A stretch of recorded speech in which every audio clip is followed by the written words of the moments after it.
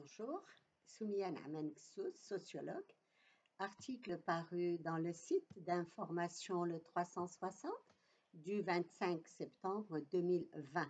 Dieu, faites que de ma bouche ne sorte qu'une coulée de miel. Ya Rabbi ma tkharj liya ghir l'asl min fommi. Entre penser et agir, il y a parler. Les pensées sortent de la bouche sous forme de mots. On dit notre bouche nous mène au paradis ou en enfer.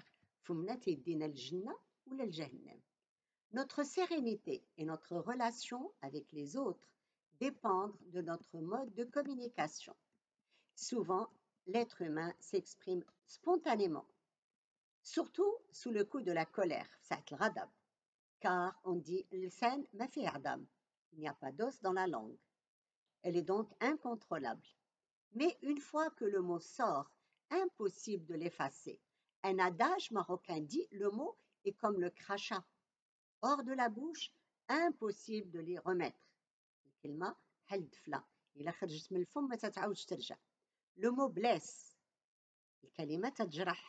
C'est étonnant. Des lettres formant une phrase peuvent blesser. Et la blessure peut être profonde.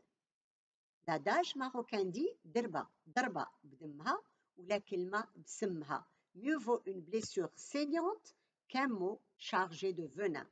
C'est dire l'impact des mots sur les émotions. Le mot n'est ni innocent ni neutre. Chaque mot touche les émotions des autres. Le mot est magique. Le mot est magique. Il peut amadouer une personne, la rendre docile ou éveiller son agressivité, la rendre désagréable, violente.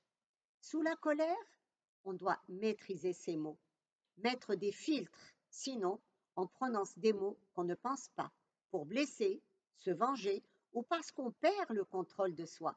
L'autre est blessé par ce que moi j'appelle les mots explosifs, qui percent son corps tels des injections de poison.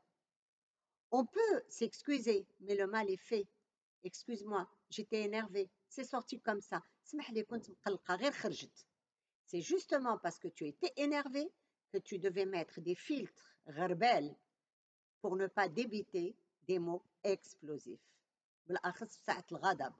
En schématisant, on peut dire que l'être humain se comporte de deux manières. Par son cœur, soit par son cœur ou par son esprit.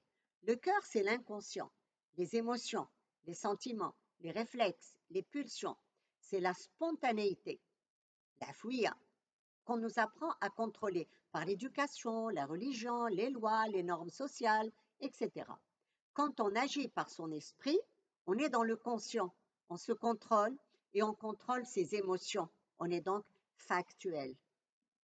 Les personnes qui essayent de maîtriser leur inconscient arrivent à être factuelles dans les moments de colère. Ils mettent un filtre pour contrôler les mots afin de régler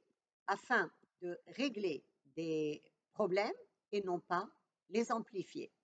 Dans une situation difficile, il est impératif de contrôler ses émotions et de choisir des mots qui, tel un pompier, éteignent le feu au lieu de l'attiser. Le mot est si important qu'il peut provoquer la bagarre, le divorce, envoyer à l'hôpital, envoyer en prison, au cimetière. Que de disputes se soldent par des coups fatals, non prémédités, parce que les mots ont été si violents que la personne perd la maîtrise d'elle-même, ne contrôle plus son côté bestial. Or, moi je dis qu'en chacun d'entre nous, même parmi les plus pacifiques, il y a un monstre qui repose, qui repose au fond de nous-mêmes. Quand on fait un travail sur soi, pour mieux maîtriser ses émotions, le monstre se manifeste rarement. Les personnes colériques, non factuelles, qui utilisent souvent des mots et des gestes explosifs, n'arrivent pas à contrôler le monstre.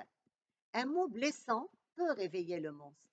En communication, il y a le fond et la forme. Quand on communique, il y a le fond et la forme. Le fond, c'est l'idée qu'on cherche à exprimer. La forme, c'est comment je l'exprime, soit avec des mots neutres, ou aimables qui établissent un dialogue, soit avec des mots explosifs qui créent le conflit. Un époux un époux peut dire, le dîner n'est pas prêt, tu fais quoi toute la journée? Réponse de l'épouse, je suis pas ton esclave, viens le préparer toi-même. Que de mots explosifs. Le couple crée un conflit pour rien et de rien. Imaginons un autre scénario.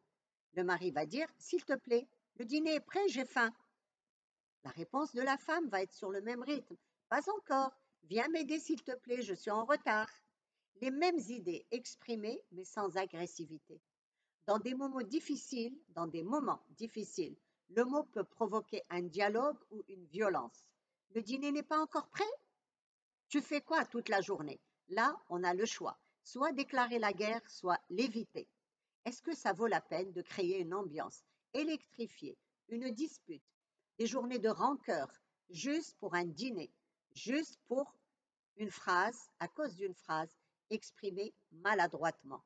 On a le choix d'une réponse factuelle à laquelle il est conseillé d'ajouter un mot doux du genre Habiba, chérie. Ainsi, on neutralise la violence, d'où la magie des mots. Les mots sont magiques. Il vaut mieux les utiliser pour vivre sereinement avec les autres. À un enfant, on dit Hmar, espèce d'âne, va faire tes devoirs. On peut dire, c'est l'heure des devoirs, mon chou. Vas-y, s'il te plaît. Les Sahraouis disent, la bouche qui dit merde peut dire date. C'est un fruit sucré, au lieu d'utiliser un mot explosif qui blesse. D'une personne qui blesse, on dit Fummo khenz, sa bouche est puante. Nous avons le choix, faire de notre bouche des égouts, d'où déborde de l'eau puante, ou une ruche, shehda, qui fait couler le plus savoureux des miels. On dit de sa bouche coule le miel. Dans un moment de colère ou de réclamation, soyons empathiques, se mettre à la place de l'autre, sentir les émotions que les mots peuvent éveiller chez l'autre. Si j'étais à sa place, avec quels mots j'aurais voulu qu'on me fasse la remarque? L'être humain est très sensible à kalima tayyiba, le mot sucré. Un mot sucré, et mange-moi avec mes habits, on dit. Tu fais de moi ce que tu veux avec un mot doux.